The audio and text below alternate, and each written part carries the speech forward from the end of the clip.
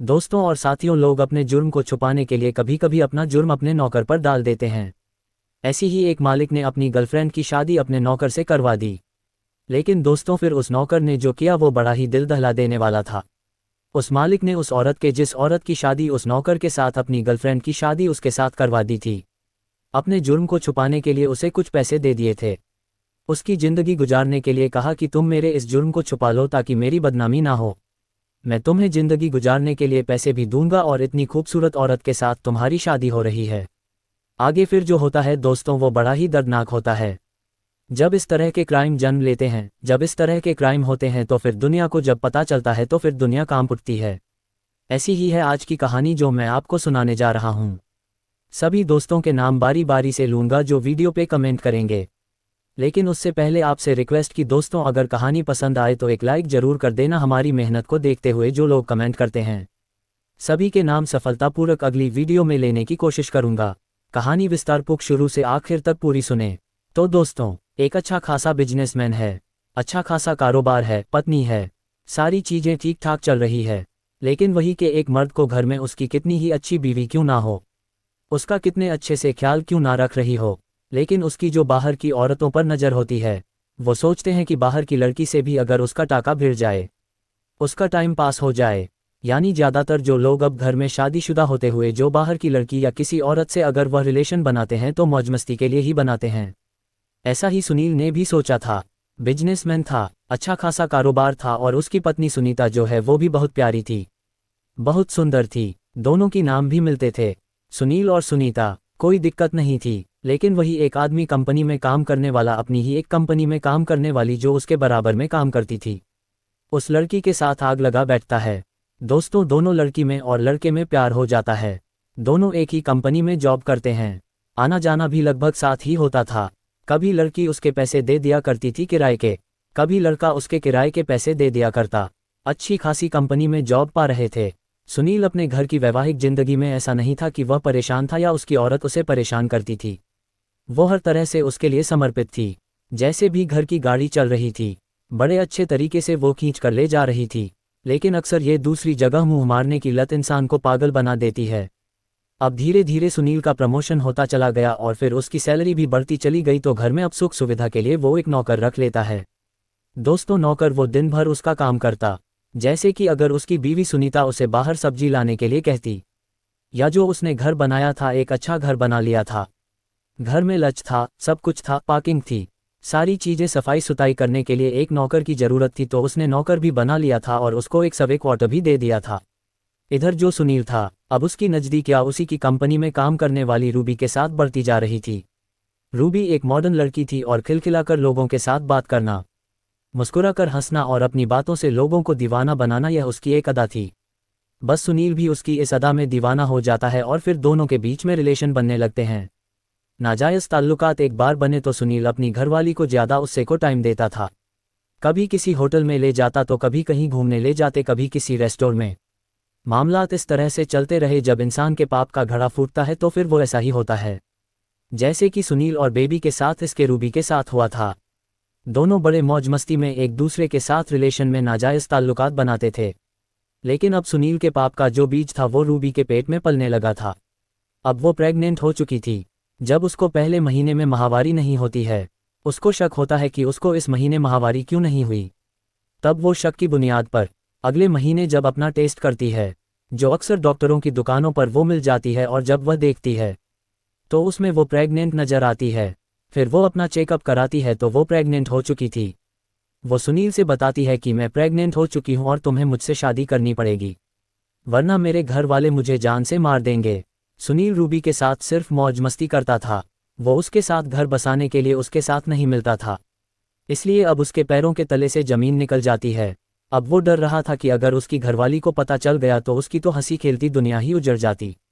क्योंकि क्राइम करने से पहले, इस तरह के गुलछर्रे उड़ाने से पहले, मौज मस्ती करने से पहले वो लोग यह नहीं सोचते कि उनकी एक हंसती खेलती दुनिया है, हंसता खेलता उनका परिवार है जो उसकी बीवी है। उसके ऊपर क्या गुजरेगी जब उसकी करतूत का उसे पता चलेगा। रिश्तेदारी में बदनामी सो अलग होगी, समाज में वो कभी किसी के सामने सर उठा के नहीं जी सकेगा।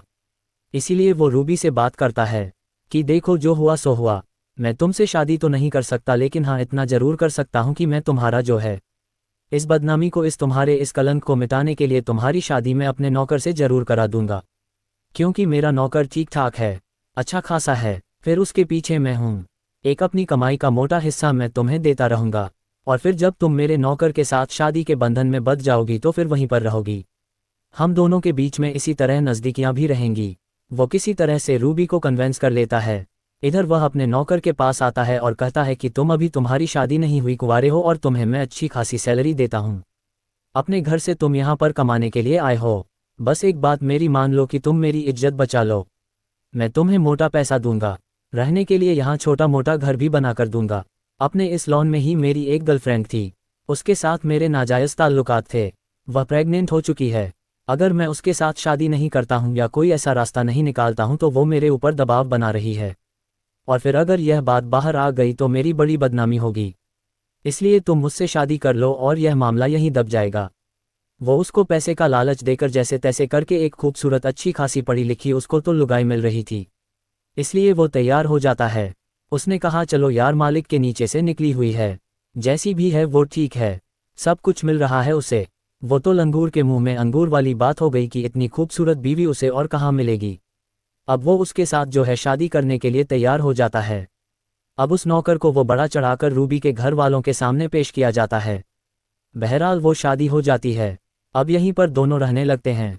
शादी होने के बाद रूबी के साथ जैसा कि सुनील ने वादा किया था वो उसके साथ उसी तरह से मिलता रहता है, क्योंकि जब एक औरत किसी के साथ शादी के बंधन में बंध जाती है तो अब कोई भी पति, कोई भी मर्द ये बर्दाश्त नहीं कर सकता कि अब उसकी पत्नी किसी दूसरे के साथ रहे। नौकर ने अपने मालिक के कहने पर मालिक की गर्लफ्रेंड से शादी तो कर ली थी, लेकिन अब वो मालिक के साथ हंसी मजाक बोलना या मालिक के नीचे लेटना उसका अपनी बीवी का अच्छा नहीं लगता था। उसने अपनी पत्नी को समझाना शुरू किया और कहा कि देखो मालिक से मैं इस तरह से नहीं कह सकता, मेरी मजबूरी है, लेकिन तुम अपने कदम रोक लो और अपने आप को रोक लो। तुम मेरी बीवी हो, इसलिए तुम्हारा अब मालिक से मिलना ठीक नहीं है। वो कहती है कि ऐसा है कि तुम्हारे साथ मेरी शादी तो एक दिखावा है, असली जो मेरा रहन सहन है वो तो सुनील के साथ ही रहेगा। इसलिए तुम अपनी हद में रहो, नौकर हो, नौकर की तरह रहो। ज़्यादा मेरा पति बनने की कोशिश मत करो और मुझे समझाने की कोशिश मत करो। अपने आप को हद में रखो। मैं तुम्हें सिर्फ इसलिए बर्दाश्त कर रही हूँ कि तुमने मुझे मंगलसूत्र पहनाया है, हमारी दोनों की शादी हुई, लेकिन तुम मेरे ऊपर मैं किससे मिलती हूँ और कब मिलती हूँ। मैं इसी घर में, तुम्हारे घर में ही, तुम्हारे सामने ही अगर सुनील के साथ में मिलती हूँ तो तुम्हें कोई ऐतराज नहीं होना चाहिए, क्योंकि तुम्हें पहले बता दिया गया था। अब वो बड़ा परेशान बेचारा, उसको बड़ी इस चीज़ से कुड़न होती, वो बर्दाश्त नहीं कर पा रहा था। इसलिए जब वो नहीं मानी, उसने देखा कि यह नहीं मानेगी तो फिर उसने ऐसा कदम उठाया कि जिसके बाद ये सारे मामले बाहर निकल करके आए, खुल करके आए कि एक मालिक की करनी को नौकर ने कैसा उसको भुगतना पड़ा। और फिर एक नौकर सीधा साधा सच्चा जो परदेश कुछ पैसे कमाने के लिए आया था, अपने घर की ज़रूरतें पूरा करने के लिए आया था, लेकिन आज वो एक मुजरिम बनकर जेल की सलाखों के पीछे जिंदगी काट रहा है। तो दोस्तों, हुआ यूं कि जब रूबी नहीं मानती है किसी भी तरह से अपने पति की बात को, वो अनसुना कर देती है और कहती है कि तुम देख लेना, सुनील के और मेरे रिश्ते इसी तरह से चलते रहेंगे, और अगर तुम्हें ज़्यादा कुछ ऐतराज है तो तुम अपनी आंखें बंद करके सो जाया करो। इधर वो अपने मालिक से इतना कहने की हिम्मत नहीं रखता था।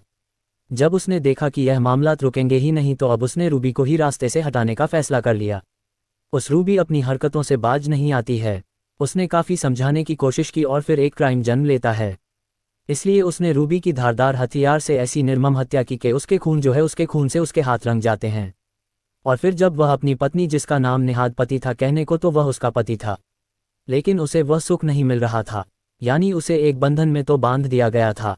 अब उसका मालिक उसी के सर्वेंट क्वार्टर में, उसी के क्वार्टर में आता और फिर अपनी प्रेमिका, जिसके साथ वो पहले से रंगगेलियां मनाता था, जिसको उसने प्रेग्नेंट किया था, उसी के साथ वो उसके कमरे में ऐसी बेशर्मी वाली हरकतें करता।